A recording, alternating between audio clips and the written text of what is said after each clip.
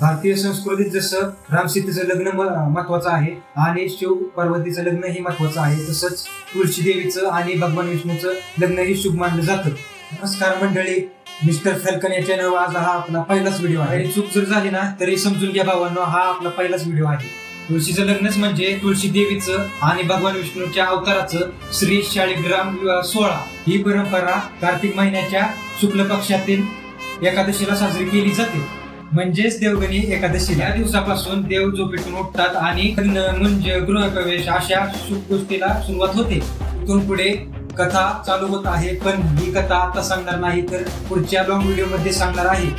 या येणाऱ्या 1 तारखेला आपला हा लॉंग व्हिडिओ येणार आहे, तरी सर्वांनी त्या लॉंग व्हिडिओसाठी तरी सबस्क्राईब करा.